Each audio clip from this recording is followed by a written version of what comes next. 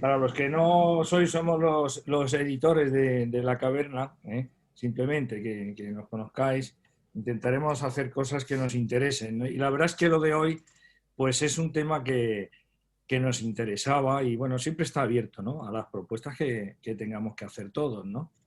Pues Sí, empezamos comentando un libro de una buena amiga y colaboradora de La Caverna, que es profesora en la UNAM de México, Mónica Gómez Salazar. Comentamos su libro y decidimos, pues, continuar comentando libros.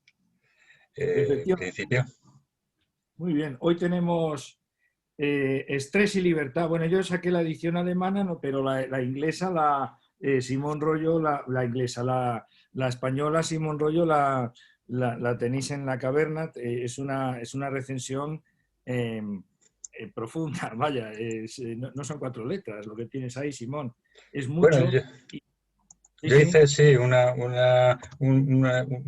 una especie de pequeño, bueno, no muy pequeño, pero tampoco muy extenso, comentario en el que intentaba recoger los puntos más importantes del libro y resaltar pues lo que más me interesaba y de lo que ahora quizá podríamos hablar. Pero bueno, vamos a ir poco a poco. He dejado un enlace a la reseña, comentario en el chat, pues, para que luego el que lo quiera mirar lo pueda mirar. Y, y la verdad es que, bueno, es un libro que yo creo que da de sí para comentar muchas cosas. Desde luego. Vamos a empezar ya inmediatamente. Entonces, la idea que tenemos, ¿no? Es que, digamos, que nos ilustres tú con el tema. Bien. Yo también tenía preparado algo que me gustaría exponeros, a ver qué pensáis sobre el asunto, por lo menos algunas cosillas. Y bueno, y inmediatamente debatimos. Esto está pensado para una hora, ¿no? Tampoco vamos a, bueno, más o menos, ¿no? Para que os hagáis una idea. Y tampoco sea algo muy pesado, pero sí tocar temas, pues fuertes, ¿no? Interesantes, profundos, porque aquí hay mucho que ver. Pues nada, Simón, si os parece, te escuchamos y luego ya pues seguimos con el tema. Muy bien. Bueno, pues yo en principio este libro de Estrés y Libertad de Sloterdijk es un pensador que a mí pues, me ha interesado bastante. Mm, Y en este libro, que en realidad bueno, es la transcripción de unas conferencias que él dio, que han acabado en formato de libro y por eso pues también es bastante legible, tiene textos más difíciles. Sloterdijk, este no es muy difícil. Yo lo he leído como un manifiesto desaceleracionista, ¿no? El aceleracionismo es una corriente ahora filosófica un poco rara que sostiene que aunque vayamos muy deprisa y cada vez más deprisa, lo que conviene en el mundo tardomoderno es acelerar cada vez más, cada vez más, cada vez más la sociedad hasta llegar pues o bien a la destrucción total o bien a los aceleracionistas utópicos sostienen que se llegará a un mundo feliz en que nos desprenderemos del cuerpo y viviremos en la nube y seremos inmortales, ¿no? Entonces, bueno, el aceleracionismo tiene sus detractores y sus apologistas. Yo me considero entre los detractores. Y aquí entonces veo que sería solidario con los detractores la propuesta de Sloterdijk, ¿no? Estrés y libertad parece que se contraponen, que por un lado el estrés estaría ligado a cierta esclavitud y sería contrario a cierta noción de libertad. Pero la noción de libertad que aquí expresa Sloterdijk y que ejemplifica con un Rousseau, el último Rousseau, Jean-Jacques Rousseau, que se distancia de ser célebre, famoso, de ser perseguido y vilipendiado, y que en sus ensoñaciones del paseante solitario, último texto y maravillosamente escrito, cuenta cómo se ha desasido y separado del mundo. Entonces, Sloterdijk, haciendo pie en Rousseau, nos muestra lo que yo denominaría libertad del desasimiento, ¿no? Desasimiento es una palabra en inglés, detachment, y que podría verter también en traducción el famoso término heideggeriano Gelassenheit, ¿no? Que otros traducen por serenidad. Se alcanza cierta serenidad, yo diría que el desasimiento es un paso previo a alcanzar cierta serenidad en un mundo en el que estamos asediados por continuas labores, continuos estreses, continuas actuaciones que no nos dejan descansar, ¿no? También está ligado al descanso y también está ligado, pues, que la Gelassenheit, esa palabra que yo diría que se puede también traducir por desasimiento, tiene en su interior la palabra lassen, que es dejar ser, ¿no? No nos dejan ser en el mundo neoliberal, sino que continuamente tenemos que estar haciendo cosas. Este libro es simultáneo del librito de Byung-Chul Han, el coreano, que se llama La Sociedad del Cansancio. Son de la misma época, se publicaron simultáneamente. Chul Han y Sloterdijk tienen relación, y entonces pues seguramente han trabajado el mismo camino en un momento dado, como es este. Y en La Sociedad del Cansancio, pues la tesis de Chul Han es que hoy nos autoexplotamos a nosotros mismos, ¿no? A la alienación, la explotación de un capitalista del trabajador, hoy ya colabora en servidumbre voluntaria el hombre que ya no solo es explotado, porque yo diría que coexisten las dos alienaciones, no como Chul Han, sino que además se vuelve explotador de sí mismo, ¿no? Cada vez producir más, cada vez generar más, incluso en la universidad la producción de papers es un modo de autoexplotación del trabajo intelectual, porque, bueno, nadie más que la carrera académica hace que, como Remedios Zafra señala en el entusiasmo, que el trabajador intelectual se exprima cada vez más y produzca cada vez más, ¿no? Solo ciertos requisitos para hacer la carrera académica. Y ya con eso pues se autoexplotan a sí mismos. Me interesa que en un momento dado de su libro, Sloterdijk, al hablar del sujeto del quinto paseo de Rousseau, dice lo siguiente, dice, esto es en la página 43-44, y dice, el sujeto del quinto paseo es como un reactor nuclear que de pronto irradia en el mundo una subjetividad pura y anárquica. La radiactividad del sujeto es percibida al instante por sus pares. La ensoñación de uno provoca la ensoñación del resto. La libertad manifiesta de uno se dirige involuntariamente al potencial de libertad del resto, sobre todo cuando el atractivo de la situación se ilustra eficazmente en los medios literarios. Bien. Me interesa mucho también, pues, porque yo diría que efectivamente esta subjetividad que nos es aquí presentada como la que se opone al estrés y logra ciertas cotas de libertad, sería una subjetividad, como dice Sloterdijk, pura y anárquica, ¿no? Anargé, sin estar sujeta a ningún fundamento, ¿no? Se ha desasido de los fundamentos. También podríamos ligar este planteamiento al clásico libro del yerno de Marx, El derecho a la pereza, ¿no? Que lejos de un elogio de la pereza entendida como no hacer nada, sería un elogio del ocio que permite el detener el tiempo de trabajo. frente al vicio, al vicio, digamos, que tendría el marxismo de darle demasiada importancia al trabajo. El yerno de Marx vio con perspicacia que había que defender también el ocio, ¿no? El tiempo libre para la actividad libre, ¿no? No para la actividad marcada por la historia o el trabajo. Esto sería salirse de la historia o del trabajo.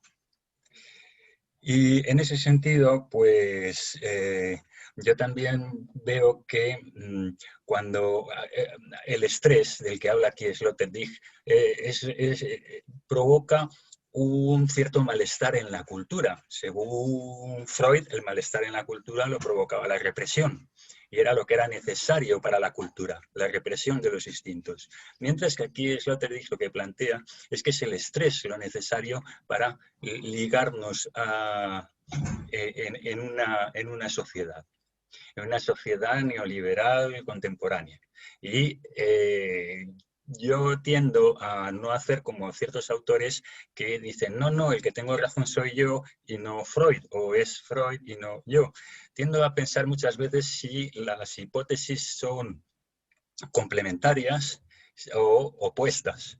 Y en este caso yo diría, como en muchos otros, que es complementaria. Es decir, el malestar en la cultura, tal y como lo analiza Freud, en el cual la represión tiene que aparecer para que pueda darse la cultura y la sociedad, coexiste ahora con el estrés como vínculo y ligazón que permite también la sociedad. Entonces, lo que estamos viendo es que estamos sometidos a un continuo estrés en el que además tenemos que reprimir los instintos. Entonces, no podemos ni siquiera manifestar la violencia que el estrés genera. El estrés causa tensión y la tensión se puede liberar con una explosión.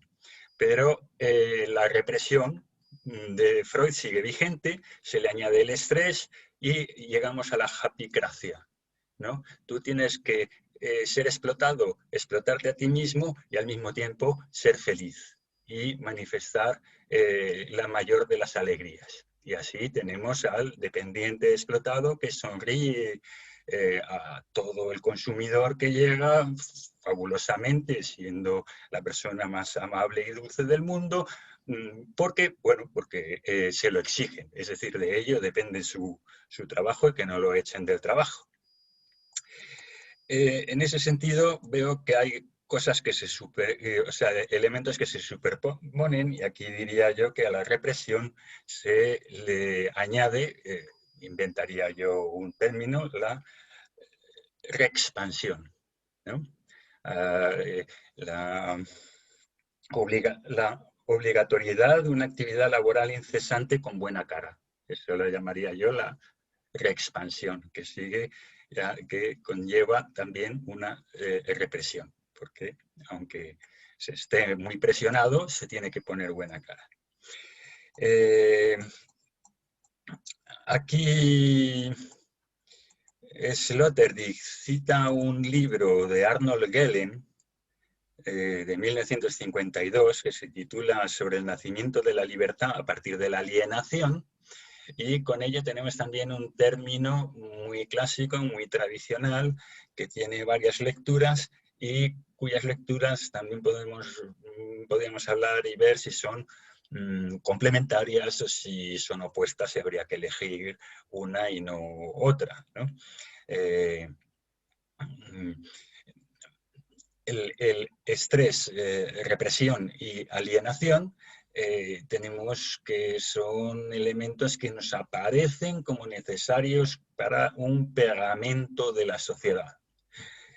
Sin ellos la sociedad se deshace, al menos así lo plantea Sloterdijk. Sin el estrés la sociedad se deshace, con lo cual ese sujeto anárquico es una amenaza para la sociedad. En la medida en que nos retiramos de la sociedad, nos salimos de la sociedad, damos un salto fuera de la sociedad, estamos siendo antisociales, ¿no? En ese sentido, pues se plantea cierta paradoja, porque parece indeseable tanto la destrucción de la sociedad como el que no se pueda uno salir de la sociedad. Al final, voy a abreviar para que podamos hablar entre nosotros todos.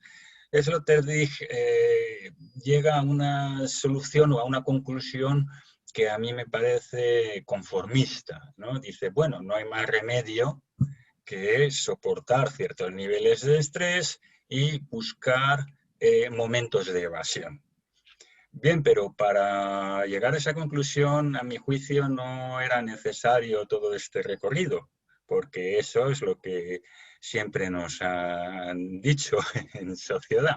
Usted puede trabajar y tendrá ciertos momentos de ocio, como aparece también en el libro y en mi comentario, que en la mayoría de los casos se dan en vacaciones o mediante la ebriedad de tomarse unas copas. Viva usted y labore y tenga ciertos momentos de evasión. Yo creo que la conclusión de Sloterdijk es demasiado conformista, porque al final pues dice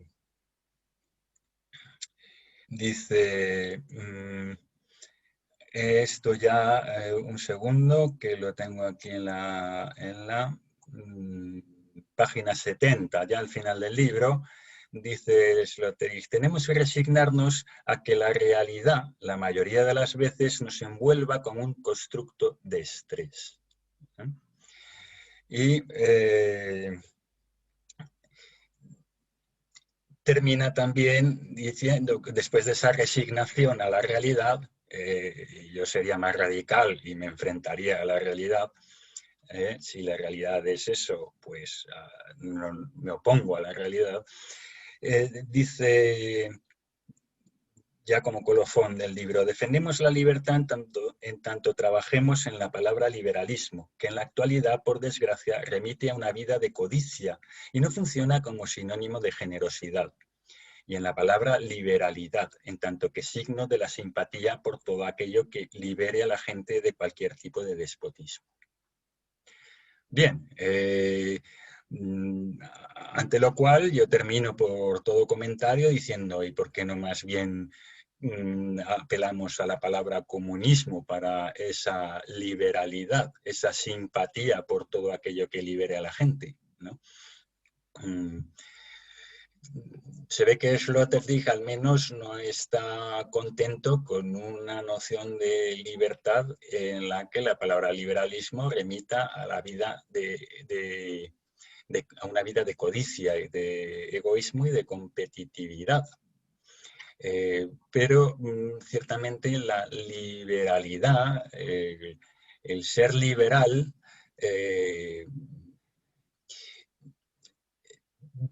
tiene que distinguirse si se trata del laissez-faire, del liberalismo económico, dejar que se comercie y que se compre y se venda sin cesar, a si se trata de otro tipo de liberalidad que afortunadamente sí hay que reconocer que muchas veces han promovido los liberales, que es la liberalidad de costumbres. Dejemos que cada cual viva como quiera.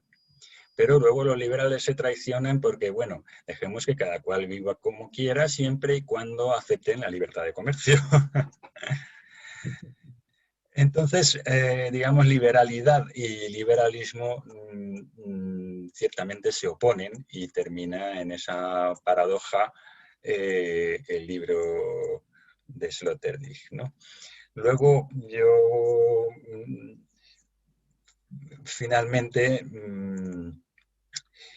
veo que en esa libertad del desasimiento, en ese momento de evasión que encuentra Rousseau en sus ensoñaciones, en su quinto paseo, y que de alguna manera elogia a Sloterdijk, hay la posibilidad de llegar no solo a no hacer trabajo, lo que es considerado trabajo, toda la esfera, por ejemplo, de los cuidados estaría ajena al trabajo, ¿no?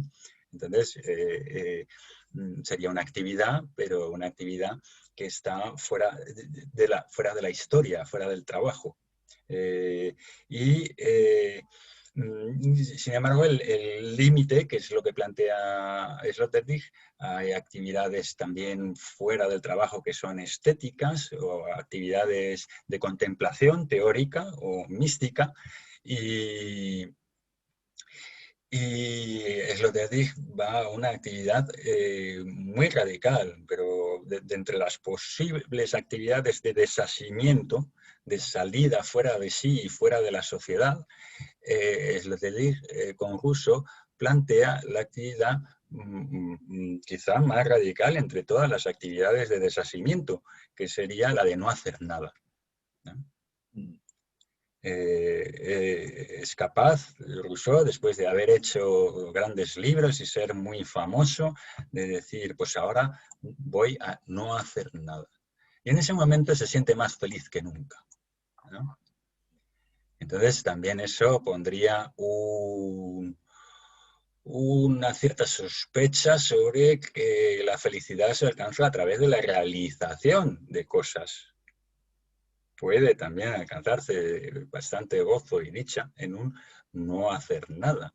Y se plantea entonces que en el momento en que nos detenemos y la pandemia de coronavirus ha ralentizado el mundo, pues mucha gente se ha planteado, ha parado, se ha detenido un poco, ha ralentizado su inercia y ha dicho, ¿qué estoy haciendo? ¿Voy a seguir haciendo lo mismo? ¿Me detengo? ¿Y si no hago nada?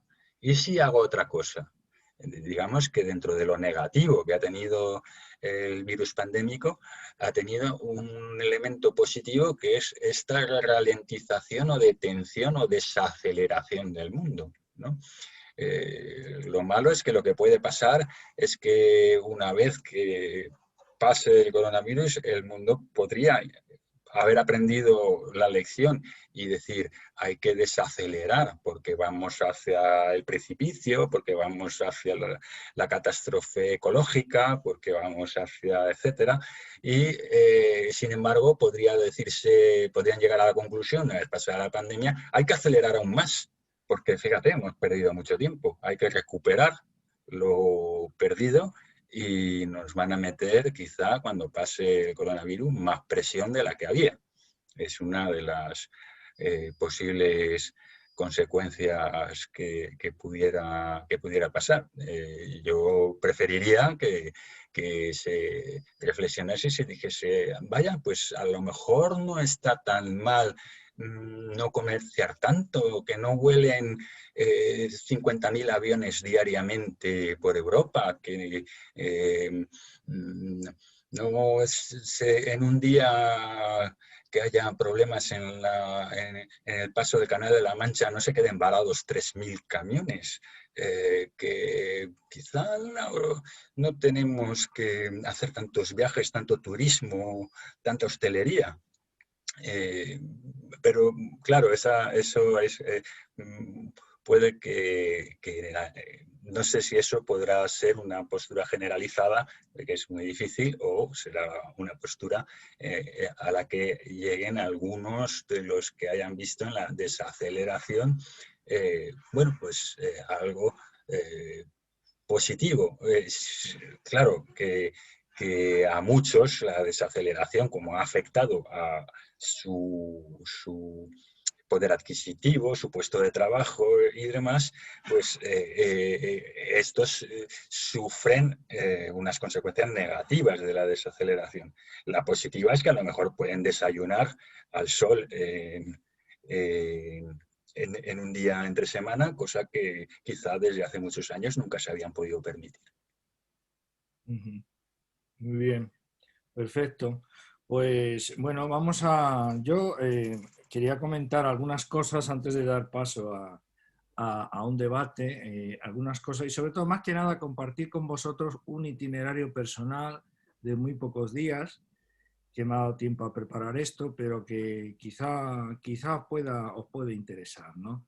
Lo primero que me llama la atención del texto es que la desaceleración esta que tú estás diciendo, eh, la raíz que tiene en el planteamiento de Sloterdijk es profundamente eh, disolvente, ¿no? Es decir, se trata de pasar del principio de la realidad, de huir absoluto, o sea, de desconectar, lo que nosotros llamamos desconexión de las redes sociales, pero a la bestia, de todo, ¿no? O sea, es la postura contraria a cualquier tipo de activismo.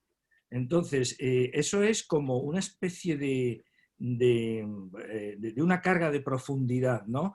En el que lo que nos están diciendo es que, tal como lo plantea él, ¿no? Más que desaceleración, es un parón absoluto. O sea, desde el momento que los sujetos entren en esto, que es como fumarse un inmenso porro o algo así, ¿no? O sea, ya es entrar en un desasimiento total, en el que uno está a gusto, no tiene que pensar. Entonces es la anti-ilustración, ¿no? Si la ilustración era salir de la minoría de edad, servirse del propio entendimiento, esto es un movimiento profundamente, no sé si decir anarquista, ¿no? O sea, eso es lo primero que me llamó muchísimo la atención. Después fui a verlo en Rousseau y la conclusión que saqué es que ese plan, tal como lo escribe él, que lo escribe también, pues tenía mucho de montaje, porque resulta que, claro, esto lo hizo en las ensoñaciones del paseante solitario y luego en las confesiones, en el capítulo 12, es donde él ya nos pone en antecedentes y nos enteramos que había conocido el lago ese donde se retiró y tuvo esa experiencia, lo había conocido el año anterior, había proyectado ir allí, luego nos cuenta todos los follones, sus paranoias de que le persiguen, todo esto, es verdad que le tiran piedras a su casa y ya decide retirarse, ¿no? Entonces digo, bueno, a ver, vamos a ver, aquí hay un pequeño, no es tal como una experiencia mística en este sentido, el tío lo preparó. Y al final mi conclusión es, bueno, este tío estaba estresado realmente y entonces dijo, me voy a retirar aquí, punto. Lo que pasa es que como es un magnífico escritor, pues parece, está magnificado. Luego voy a Sloterdijk y me encuentro como si me hubiera calado y dice, no, bueno, vamos a ver, que es que no se trata de un desahogo de Rousseau, sino que para él es un momento fundacional. Igual que con Tito Livio nos explica la revolución, cuando el estrés de la gente hizo que Roma naciera, ¿no? Alzándose contra los reyes. Y esto es un momento fundacional que me ha llamado muchísimo la atención. Y sobre esto tengo muchas cosas que decir, pero ahora mismo lo voy a dejar porque si no me voy a enrollar mucho, ¿no? Porque desde luego aquí hay un componente disolvente absoluto que lo podemos comparar con muchas cosas, ¿no? Una cosa ya os lo he dicho, que es esto es antiactivismo, ¿no? Total. Y otro asunto es que hay aquí de mística. Después he estado dándole vueltas al término de Gelassenheit porque claro, me he encontrado, ¿no?, que en alemán Stress y Gelassenheit funcionan como una pareja, ¿no? Es decir, Gelassenheit tiene muchos usos, pero uno de los normales, del idioma normal, es la contraposición a estrés. Entonces, como no sabemos traducirlo, pues lo podríamos considerar el opuesto del estrés. Claro, para nosotros no, porque sería relajación, ¿no? Pero bueno, por ahí van los tiros. Entonces, después de eso, ¿qué hice? Pues el texto famoso de Heidegger, ¿no? El de Gelassenheit. Pero ese texto es del año 55. Y yo me encuentro, por mi ignorancia, me encuentro que hay otro que también es de Gelassenheit, que es del año 44. Y es un diálogo, está traducido en Serval, y es un diálogo entre un profesor, un erudito y un investigador. Y ese es el clave, porque yo cuando lo leo, digo, aquí está la clave, ¿no? De lo que quiere decir Heidegger, que no me voy a meter, no quiero asustar a nadie, pero el asunto es, que yo veo es el siguiente, ¿no? Que este tío, en plena guerra mundial, ¿no? Bueno, se plantea los temas, ya sabéis cómo es Heidegger, ¿no? El ogro de la selva negra, pero el caso está que eh, el asunto me interesa, porque tal como lo entiende él, no es una relajación ni es nada parecido, sino que la Gelassenheit, y a lo mejor es la esencia del momento de Rousseau, es más bien que tú dejas ser al ser, dejar ser al ser. Es decir, se acabó el modelo representacional, se acabó ese impulso, digamos, fálico del conocimiento, la penetración en la realidad, ¿no? Ese camino no. Y lo que se hace es, al hilo de una desconexión de la realidad, lo que vamos a dejar es, si quieres, sí, desacelerar, dar espacio y dejar que las cosas acontezcan, dejar ser al ser, como decimos en español, dar tiempo al tiempo, ¿no? Entonces, una vez ahí, se entiende la esencia del pensamiento, la esencia del ser humano, que es, se trataría, el camino va por dejar ser, ¿no? Para darnos cuenta que realmente este dejar ser no es más que nos han colocado en esa posición. Ser humano es encontrarse colocado en esa posición, ¿no? En la que te encuentras, que tú dejas ser a las cosas, o como una posibilidad realmente humana. Entonces, yo sé que Sloterdijk sabe mucho de Heidegger, ¿no?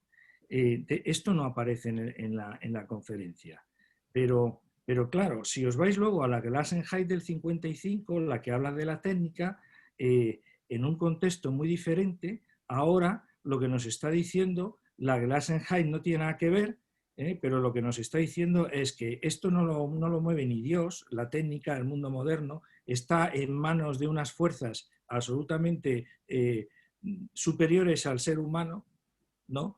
Y que como nosotros no nos hemos dado cuenta de eso nunca, pues nos pasa lo que nos pasa. Y esto no lo arregla ningún gobierno, no lo arregla ningún activismo. Esa es la posición mística de Heidegger, que no es la del maestro Eckhart, ni mucho menos, y él lo dice en Gelassenheit, esto es filosofía, no es religión. Y lo que ocurre es que acabo totalmente perplejo, porque yo me encuentro en un mundo mítico de unas fuerzas que realmente nos sobrepasan, y que realmente fundan nuestra manera de ser. Es decir, que esas son las fuerzas profundas de la técnica, las que han desarrollado la técnica y las que nosotros nos han puesto en esa situación, ¿no? Y dejar ser es dejar que esto ocurra en el sentido de permitir que ocurra para ver qué es lo que pasa con eso, ¿no? Es decir, no es un camino que en realidad no es el típico camino del conocimiento, ¿no? Entonces yo me encuentro que mezclando todo esto con Sloterdijk, lo que veo es una disolución absoluta de esta postura que me atrae muchísimo, ¿no? También, hay que decirlo, y conectado con la Gelassenheit de Heidegger, y lo que veo en cierta manera, con todo esto que os he dicho, es una huida del mundo, pero claro, es que ese mundo que hemos construido es un mundo tóxico. Y acabo diciendo, para resumir o para sugerir esto, que yo pienso que estamos en una sociedad patológica, profundamente patológica. O sea, vamos a ver, yo pienso que hay patologías sociales. Yo creo que la sociedad europea de 1914 estaban mal, estaban mal. Y pienso que en el año 33, en Alemania y puede que en Francia, en Italia, también estaban mal. Es decir, hay patologías. Y yo, y ahora mismo, yo veo con esto del confinamiento que la gente está mal.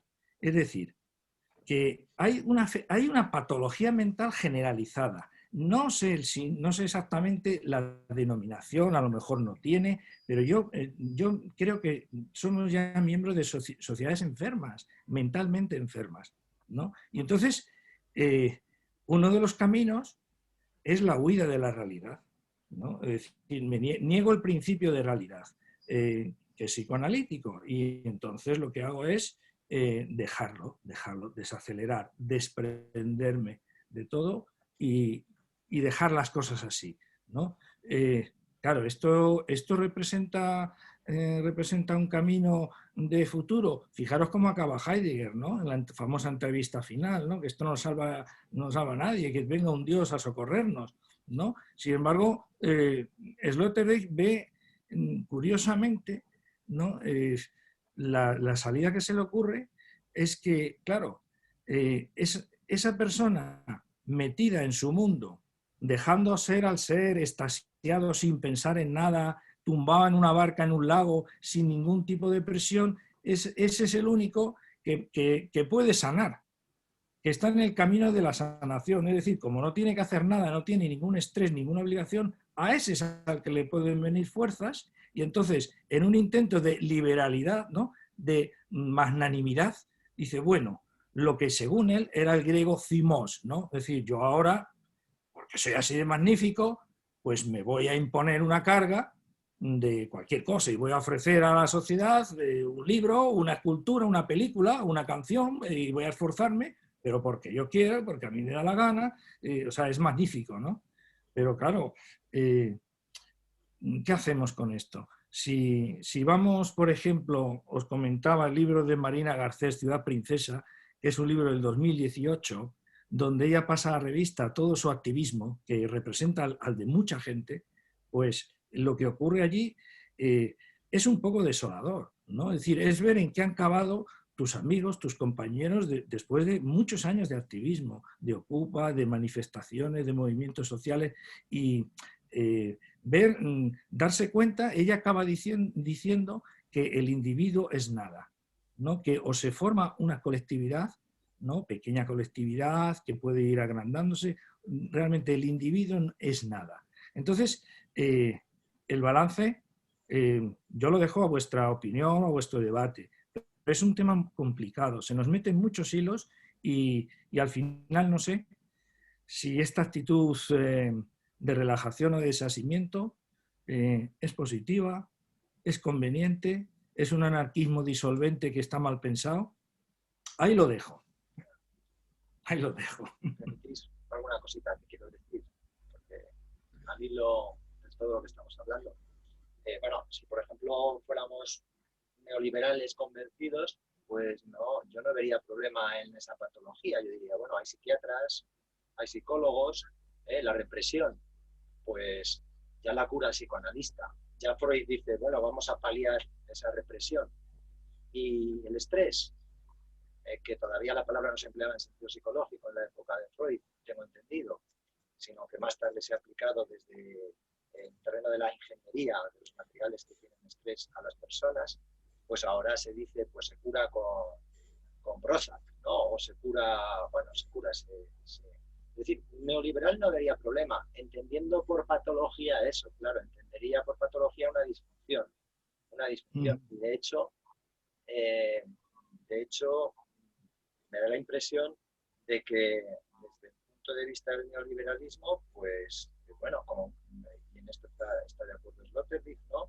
El estrés es bueno si no sobrepasa unos límites en los cuales no se pueda sujetar y llevaría a una rebelión contra ¿qué? Contra aquello que tuviéramos como responsable de provocarnos el estrés, ¿no? Lo malo es si nos culpamos a nosotros mismos del estrés, es decir, no vemos otra cosa que nosotros mismos produciéndonos el estrés, no un objeto de opresión o un objeto de explotación, un sujeto que nos explote o algo que nos explote. Antes, Simón, has referido el concepto de japicracia, tomado del libro Japicracia, me imagino, o por lo menos en el libro famoso de Eva Youth y un psicólogo español que se llama Edgar Cabanas, que es bastante interesante, que recomiendo a todos. Y ahí lo que hacen es un análisis muy interesante de cómo la psicología ha venido a apoyar y la psiquiatría nos han venido a apoyar este estado pues, de estrés como complemento entre paliativo o curativo, ¿no? Es decir, el estrés es un efecto que la vida moderna provoca y tenemos que paliarlo con medicación o con visitas al psicólogo. Y si no, pues de alguna manera gratificante comprando emociones en el mercado de las emociones, ¿no? del mercado de las emociones gratificantes, ¿no? Vale, podríamos compararlo con el mundo feliz, pues tomando el soma, ¿no? que aparecía en la novela de Aldous Huxley, El mundo feliz. Y entre tanto, pues vamos aguantando. Entre tanto, vamos aguantando. Esta sería la posición neoliberal, ¿no? ¿Vale? Claro, sí, eso es lo que produce la patología. Lo que yo te digo es que Eso ese es la patología. La patología es el juego de vamos a ir aguantando con el estrés tomando nuestros placebos o tomando nuestros medicamentos, ¿no? que no es realista, que no es No. realista.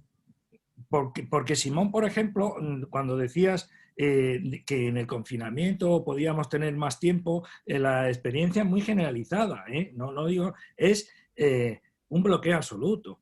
O sea, no ha habido, no te concentras, no lees, no ha habido, muy poca gente ha sido capaz de realmente de crear, de sacar algo. O sea, que ese estrés...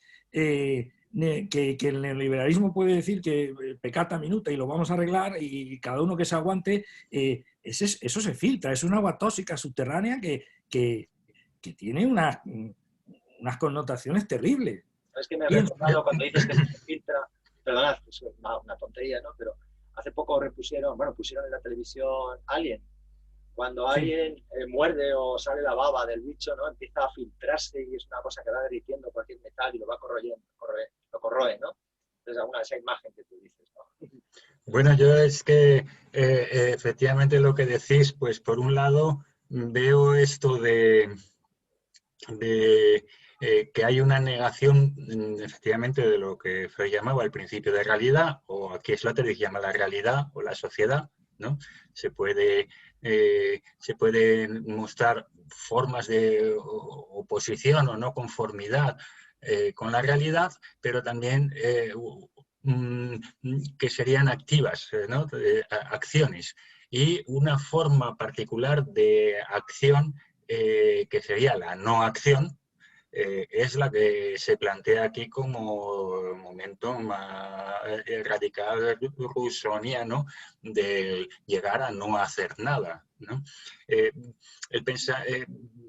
Dejando de lado, porque claro, cuando ya en la sociedad del cansancio, Byung-Chul Han habla de efectivamente que la autoexplicación de uno mismo, del neoliberalismo y demás, genera un montón de nuevas enfermedades mentales y el DSM, el libro gordo de Petete de los psiquiatras, no deja de engordar con nuevos trastornos mentales.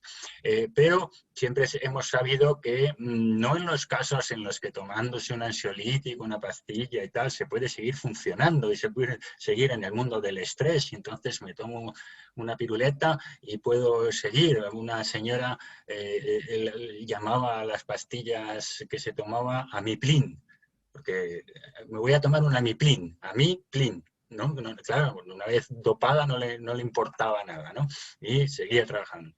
Pero aparte de eso, la locura grave es, como dice Freud, una huida de la realidad, una forma de salirse de una situación que no se soporta.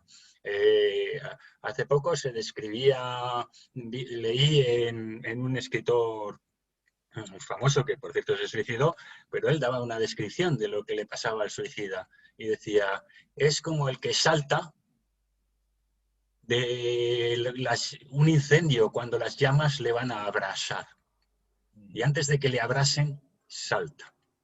Esa es la situación en la que se encuentra un suicida, ¿no? Y Freud decía que la psicosis o la esquizofrenia son huidas radicales ante una realidad que no se soporta. Pero claro, esos casos son lamentables porque dejan al individuo en un estado a veces penoso. En ocasiones, a veces no, pero en muchas ocasiones pues, el estado en el que queda una persona de tan maltratada por la presión de la realidad termina lanzándose como si huyera de un incendio hacia la locura o hacia el vacío, pues la situación en que queda es penosa porque además acaba en instituciones psiquiátricas y en lugares semejantes. Pero hay otras formas de rechazar el principio del placer, no el principio del placer, el principio de realidad, asumir el cierto principio del placer Y yo diría que, por ejemplo, el pensamiento. El pensamiento es un desasimiento del ego y del mundo. Si no, no se piensa. Lo que los grecolatinos llamaron teoría o contemplación es estar fuera del mundo sin estar... que es algo que se produce también en la meditación o se produce también en la contemplación estética y se produce en el no hacer nada. Lo que hace ahí no solo es, Luis, no hay ahí solo un dejar ser, porque cuando no se hace nada y se está frente al mar, a lo mejor se oyen las olas del mar. Pero si se está haciendo algo, no se van a oír las olas del mar. Las vas a escuchar, pero no las vas a oír, ¿no? El dejar ser tiene que ver con dejar de hacer cosas para que ciertas cosas se puedan presentar. Pero no solo hay un dejar ser, sino que también en el desasimiento se detiene el tiempo. El tiempo se detiene o se ralentiza. El tiempo no transcurre igual, ya no está acelerado. Nos saca del ente y se aproxima al ser. Ese tiempo ralentizado, o va simultáneamente dejar ser con ralentizar el tiempo, de ahí que tiempo y ser se coimpliquen. Por eso el romanticismo se fijaba en el instante, y Goethe exclamaba frente a la ilustración su detente instante, Augenblick, verweile. Sí. Hay un movimiento centrífugo en la sociedad neoliberal que nos expulsa fuera de nosotros mismos hacia la historia y el trabajo, y hay un movimiento centrípeto de desasimiento que no es mirarnos el ombligo y llegar al egoísmo, porque eso es consustancial a la aceleración neoliberal, sino que es replegarse hacia una nada inalienable que puede propiciar un salto fuera de sí. Bueno, a ver, una cosa, lo de que el tiempo se detiene, de acuerdo, pero es que resulta que también hay gente que dice que el presente, lo malo de nuestro presente es que no pasa el puto presente. Es decir, que los medios de comunicación están continuamente bombardeando la actualidad, lo que pasa, pasa esto, pasa lo otro. Al final, lo que ocurre es que está todo estancado, está apelotonado. Es como si fuera un embotellamiento inmenso de tráfico. Suceden tantas cosas que ya no sucede nada. El tiempo se ha detenido. En el sentido, ya no pasa nada, porque ya está pasando todo a la vez. Esto claro, también es una detención del tiempo, aunque no tiene nada que ver con esa romántica de la contemplación o de Rousseau. Digamos bueno, que hay una sucesión de ahoras en el que se suceden en el presentismo de los medios de comunicación de masas, lo dice Sloterdijk, se suceden motivos de estrés. Sí. Porque un solo motivo de estrés no causaría un estrés permanente. Sí. Nos cansaríamos de un problema. Del coronavirus nos estamos cansando. Si prosiguiese la pandemia, llegaría un momento en que ya las noticias no podrían seguir hablando del coronavirus, que viviríamos con ello y ya acabaríamos por hastío no haciendo caso de la noticia. Porque hoy en día nadie se acuerda de que Julen, el niño pequeñito, se cayó dentro de un pozo. Pero cuando el niño pequeñito Julen se cayó dentro de un pozo porque sus padres eran unos zopencos que no lo vigilaban, pues estuvieron 3 semanas las noticias poniendo a toda la nación histérica con el pequeño Julen. Sí, lo que pasa es que fíjate, no dio más de sí. Y después otra noticia y otra para crear ese vínculo.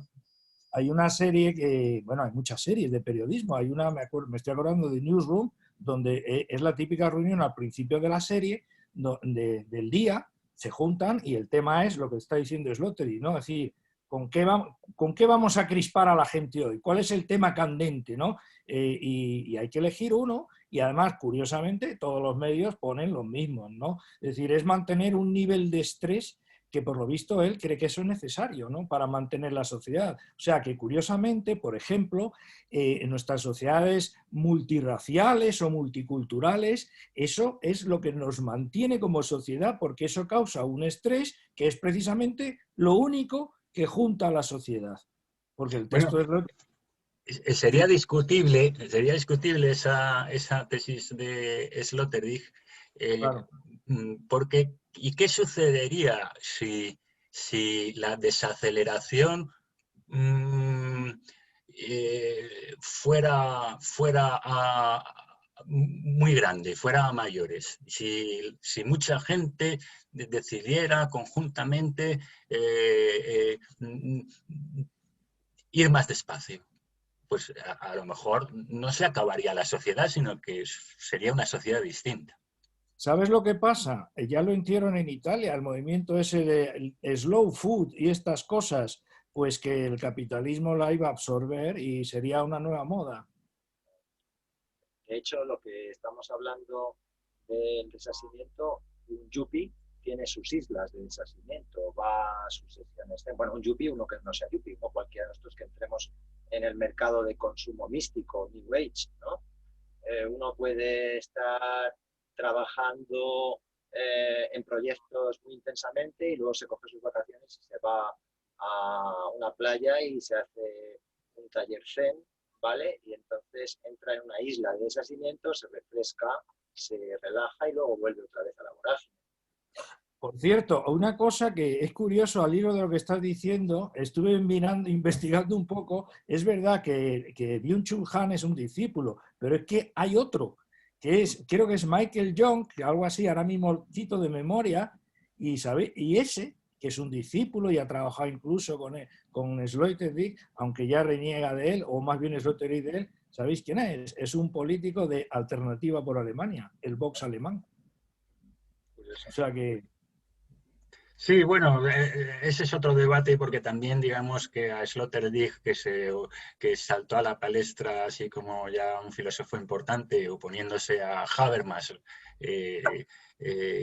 quinta esencia del filósofo progre y socialdemócrata, diciendo que si ese es el epígono de la escuela de Frankfurt, cosa con la que estoy de acuerdo, porque Habermas frente a Walter Benjamin o Adorno y Horkheimer se queda ya muy pequeño. Si eso es la escuela de Frankfurt estaba terminada. Y entonces por ahí ha surgido también pues, ese debate de si Sloterdijk es en algunos aspectos un reaccionario o no lo es, ¿no? Es como siempre con filósofos así complejos y con una obra muy extensa, es difícil clasificarlo políticamente. Aquí...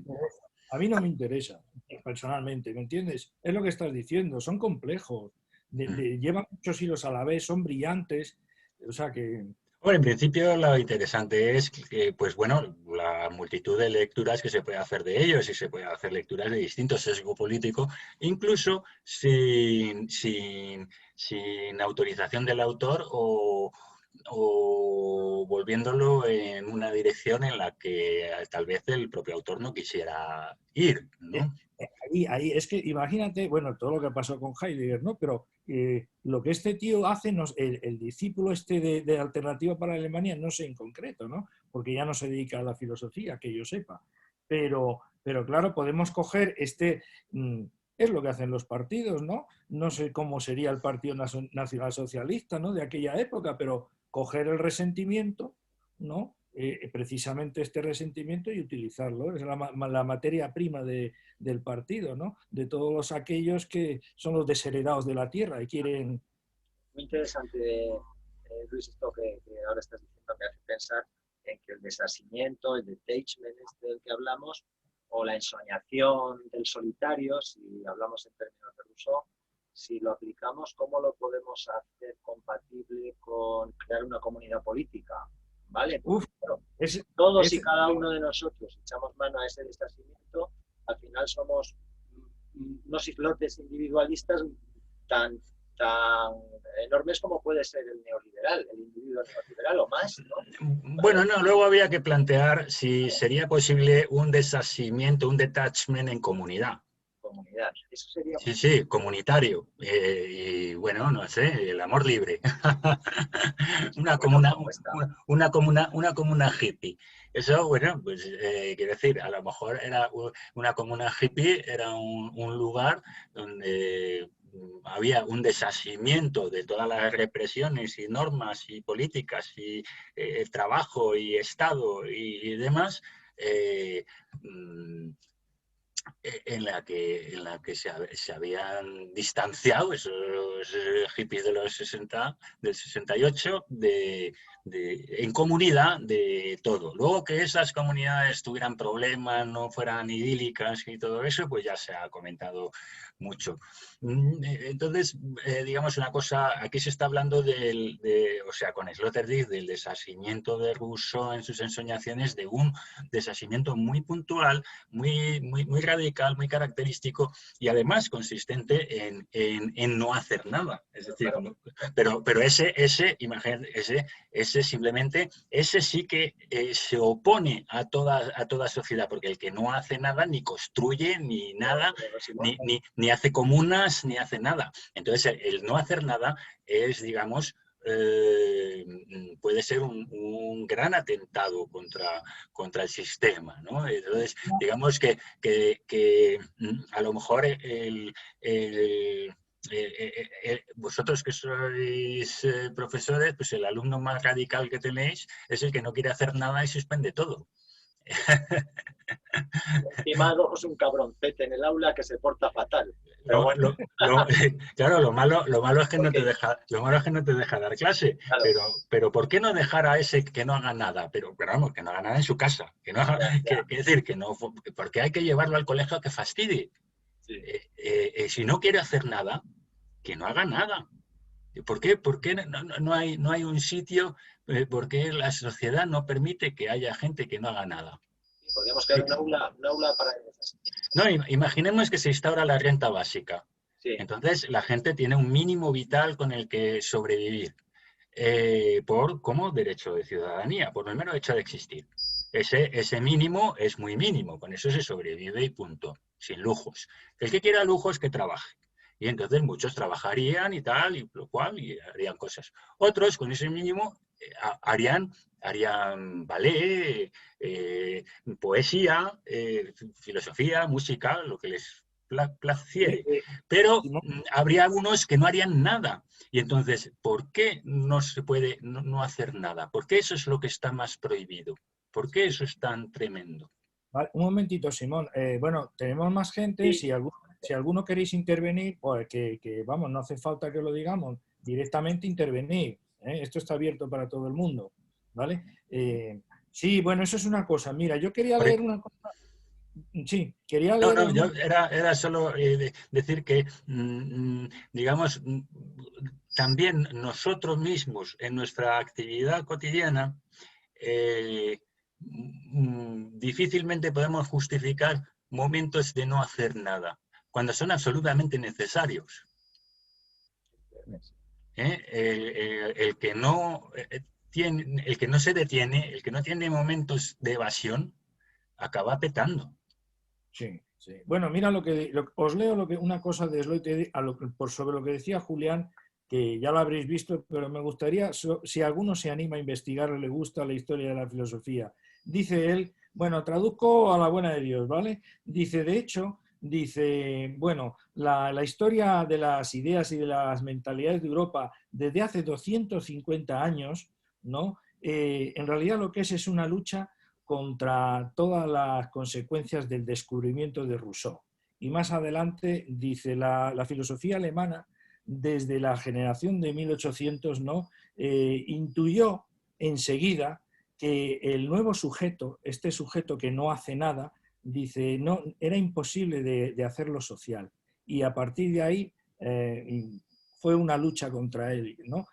Kant y sobre todo Hegel, ¿no? Integrarlo en la sociedad. El individuo realmente solo tiene libertad si es en el engranaje social, es que es lo contrario de lo que estamos diciendo, ¿no? Y esta filosofía, habría que ver lo que pasa con el marxismo, ¿no? Esta filosofía en esto es compatible e incluso hermana del sistema capitalista.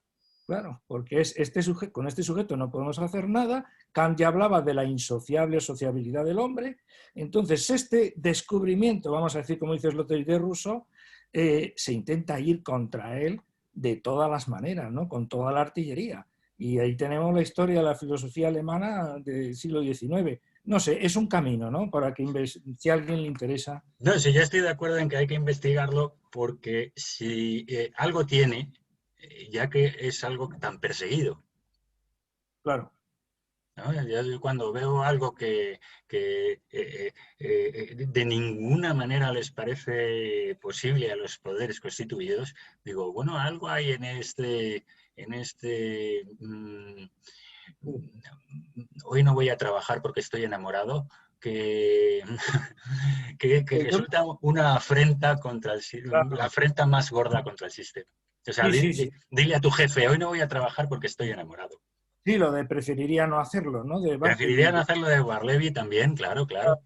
Pero yo creo que Julián ha dado, vamos, por lo menos el punto clave, como muchas veces hace Julián, que ya te conocemos de largo tiempo, es que, claro, digamos, el significado, no tiene, es que esto, claro, dicho así, entonces el individuo, el desasimiento, no puede tener ninguna traducción política, no se puede hacer una comunidad con eso. La comuna que tú dices, yo me encuentro, veo un voluntarismo. Es decir, si yo estoy desasido, estoy en ese bote en mitad del lago, de ese lago suizo, pasando de todo, ¿no? Ahí no hay comunidad, no puede haber comunidad. A lo mejor viene uno y nos vamos los dos a pescar, yo qué sé, pero que comunidad, no hay una comunidad. Entonces, yo veo que los activistas, os ponía el caso de Marina Garcés, están... no saben cómo siguen en pensamientos románticos, decir, no, bueno, si todo el mundo se une, hay un fondo que todos compartimos, pero no se traduce. No sé si deciros que esto también son consecuencias de las reflexiones del 15M, todas esas cosas, no lo sé, ¿no? Habría que verlo. Bueno, vamos a ver qué nos escribe aquí. Dice Pedro Motas, hoy no voy a trabajar porque estoy enamorado. Eso me ha gustado. Bueno, en realidad es el título de una obra de teatro de un amigo mío que se llama Íñigo Ramírez de Haro. Ajá. Hay una obra de teatro que se titula Hoy no voy a trabajar porque estoy enamorado. Y bueno, la tengo en libro, se puede buscar en Google, ¿no? Que se titula así, ¿no? Y también me hizo gracia, pero va en esa dirección, ¿no? Va en la dirección del desasimiento, detachment, algo totalmente inadmisible. Efectivamente a ese lo despedirían inmediatamente, ¿no? Pero qué mayor razón para no ir a trabajar. Claro. ¿No? Bueno, Don Quijote, pon a trabajar a Don Quijote. Sí. Bueno, hay una cosa que... digamos, la cultura española tiene unos mitos y unos elementos de detachment muy emblemáticos. O sea, Don Quijote en realidad no es el que no hace nada, es el que deshace entuertos, pero encima son maravillosos porque son entuertos de los imaginarios de los libros de caballería con los que está resignificando la realidad. Es un liberal en el sentido de Sloterdijk, ¿no? O sea, magnánimo. Muy generoso porque su caballerosidad le lleva a una magnanimidad que es defender al pobre, al débil de los dragones y de los gigantes y de los horrores. Es un loco antisistema en su tiempo. Sí, bueno, de ahí que el quijotismo siempre se ha tenido como la voluntad de ir en contra de la realidad en aras de ciertas utopías, ¿no? Muy bien, pues bueno, yo creo que ya... Que se anime a alguien a hablar, ¿no? Que se anime alguien, no, si quiere, alguien que esté invitado, asistente, si quieren comentar algo, queréis comentar algo, pues ánimo. Bueno, sí. Yo me he acordado también, bueno, en la línea de un anarquismo muy personal, no es un anarquismo, bueno, no es un anarquismo del siglo XIX, es un anarquismo personal. En España está el querido Agustín García Calvo, ¿no? Que en sus libros pues decía, a lo que venga de arriba hay que decir en principio no, por principio no, a todo lo que venga de arriba, ¿no? Es una cosa un poquito indefinida, ¿no? Pero un poco iba en esa línea, ¿no? Hay que decir que no a lo que me planteé proyectos, a lo que me planteé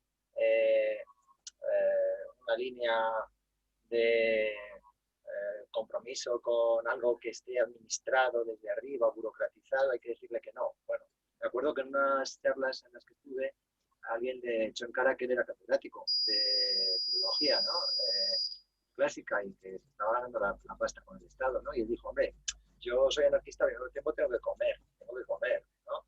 Con lo cual, pues, bueno, pues intentamos ir tirando de alguna manera. A lo mejor eso es lo que quiere decir Sloterdijk cuando dice que, bueno, pues busquemos momentos de desasimiento para salir del estrés, pero no mucho más, ¿no? De todas maneras, yo no renuncio a algo más. No sé vosotros. Bueno, aunque sea un poco quijotesco, no renuncio a... Y aunque tengamos cada uno nuestro trabajo, o nos busquemos nuestro trabajo para seguir viviendo, pues buscar otra cosa. Hombre, yo me acuerdo de la universidad que un profesor muy enrollado que nos vino con eso, ¿no? Diciendo, pero ¿qué haces aquí con el día tan bueno que hace? Ir a disfrutar del día y no sé qué, no sé cuánto, etcétera. Claro, vamos a ver, si tú eres estudiante y estás en mitad de eso, sí, le entendíamos lo que nos quería decir, pero claro, ¿no? O sea, la pregunta es, vale, muy bien, ya lo hemos entendido y estamos en una institución, estamos para intentar llegar a algún sitio. Entonces, sí, es una idea muy bonita, pero claro, es que eso no es el principio de realidad. Ese es el asunto. Y es que vivimos en la realidad, por lo menos en parte. Entonces, claro, yo el miedo que tengo es que estas propuestas se queden... los que lo hicieron bien, seguramente, bueno, fueron los chinos, con el concepto este de Wu Wei, que es un concepto muy taoísta, ese no hacer, pero ¿qué hace? ¿No? Eso que ponen el Tao Te Ching como el eje de la rueda, ¿no? Que todo gira alrededor de él, pero él está vacío, ¿no? Es decir, el no hacer, pero que de tal manera que se haga. Que también, también Heidegger se tira media hora diciendo que esta Gelassenheit es un querer no querer, ¿no? Lo que no quiero querer y lo que quiero es no querer, pero no puedo entender ese querer no querer como un querer más, sino que es, bien, ¿me entendéis? ¿No? Pues parece que estamos dando vueltas en torno a esto, ¿no? El arte de no hacer y que se hagan las cosas, sería el colmo del vago. Hombre, mediante, digamos que si partimos yo con Heidegger, bueno, desde Heidegger, pero más con Hannah Arendt o Rainer Schurman, en que la acción, la praxis, precede a la teoría, entonces lo primero es hacer o no hacer como una forma de hacer, porque la no acción también tiene consecuencias. ¿No? El principio de la no violencia, de la ahimsa de Gandhi, también era una forma de oponerse a los británicos. Y entonces, bueno, digamos que también Sloterdijk lo señala, ¿no? Hay un momento en ese no hacer que es donde el cimos, el cimos es el alma irascible, o el alma, digamos, voluntariosa, te impulsa a hacer algo. Pero para eso, para que hagas algo y no estés en la rueda del hámster, haciendo siempre lo mismo sin parar, como con una inercia, y no te detienes hasta que te mueres, y a lo mejor nunca has reflexionado por qué haces esto y no otra cosa, ¿no? Entonces hay un momento, hay que de repente alguien puede detenerse. Ahora mismo yo empecé diciendo que había mucha gente que se había detenido y que estaba pensando qué hacer. Estaba pensando qué hacer, pero para eso tiene que detenerse y no hacer nada. Sí. Porque si no para, ¿cómo va a pensar en otras formas de hacer? ¿no? No, sobre todo, Es que claro, eso a lo mejor le ocurre al pensamiento, ¿no? El hombre, pensamiento tiene que parar y es decir, que además, para claro, pensar de otra manera, además, porque si Simón, no va a seguir pensando igual. ¿a qué llamamos a hacer? ¿Vamos a llamar a hacer a producir, tipo cadena de montaje? O sea, ¿a qué llamamos producir? Si fuéramos Heidegger, ya con esto haríamos un libro diciendo, bueno, ¿qué es producir realmente? ¿No? Sacar de las raíces del ser, de la tierra, algo con el tiempo que fructifique, etcétera, que no tiene nada que ver con un proceso industrial o un proceso financiero, ¿no? O sea, que lo que se llama aquí hacer en nuestras sociedades patológicas, ¿qué se hace? ¿Qué se hace? ¿Qué queda de todo lo que se hace? ¿No? Sí, bueno, luego también hay un hacer productivo y un hacer creativo, una tecne y una poiesis, ¿no? Es Claro. decir, que son muy distintas formas de agere, de hacer. Pero, en fin, Ya. que yo no diría como Pedro Motas que es el colmo del vago, sino que eh, eh, puede ser el momento en que replantearse qué hacer. La pregunta qué hacer es importante y lo dijo, bueno, esa es una pregunta que se ha hecho Kant, se ha hecho Lenin, se ha hecho mucha gente, ¿no? ¿Qué hacer? Pero Muy para bien. preguntarse qué hacer hay que parar. Vale, Johnny nos dice que os tengo que dejar para hacer algo. Gracias por la charla, interesantísima y amena. Me llevo unas cuantas ideas y algunas referencias. Gracias a la caverna por haber organizado y hasta la próxima. Bueno, pues muchísimas Muy gracias. bien. Bueno, pues no sé, yo tampoco tengo ya mucho tiempo. No, ya estaba para una hora y ya nos hemos pasado un ratillo, pero que Si muy bien. queréis hacer alguna última intervención. Yo creo que ya lo podemos dejar, si os parece. Y bueno, Espera, que lo podemos cerrar. Tenía yo por aquí un segundo. Mm, creo que es de una cita de Catón. qué forma de acabar. Sí, bueno, um, es que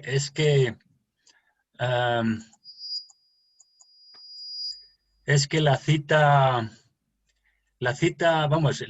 a Hannah Arendt en La condición humana y la comenta también Byung-Chul Han en su libro La sociedad del cansancio cuando está discutiendo con Hannah Arendt, ¿no? Y os la voy a poner y os la leo y así acabamos con ella. Muy bien. Dice Catón cuando dijo Nunquam se plus agere quam nihil cum ageret, nunquam minus solum esse quam cum solus esse. Nunca está nadie más activo que cuando no hace nada.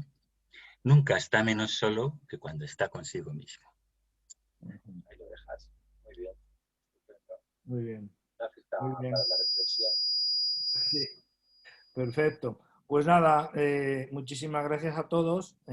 Y bueno, pues aquí está la caverna abierta a lo que buenamente se nos ocurra, profundizar en todo lo que queramos, que para eso está, y seguir reflexionando, a ver si conseguimos, ¿no?, contrarrestar, bueno, desde la calma, ¿no? Desde la calma. Vamos a ir haciendo, pero relajadamente, no nos vamos a estresar. No, no, Desde no. la calma y si hace falta desde la cama. Como decía Sánchez Ferlosio, que tiene una canción, Hoy no me levanto yo. Que una mañana dijo que no se levantaba y que comía y cenaba en su cama y bueno, no, os la recomiendo también. Hoy no me levanto yo, creo que es el título así. Seguro que dice. Muy Vale, bien, muy bien. muy bien, pues entonces nosotros ya dejamos abierto el buzón de colaboraciones, nos vamos pensando el siguiente tema, y bueno, pues ya lo anunciaremos cuando estemos más o menos preparados si queréis seguir con esto. ¿De acuerdo? Vale, Muy hasta bien. luego. Hasta luego. Vale, hasta luego a todos. Hasta Adiós. luego, adiós a todos. Chao, chao.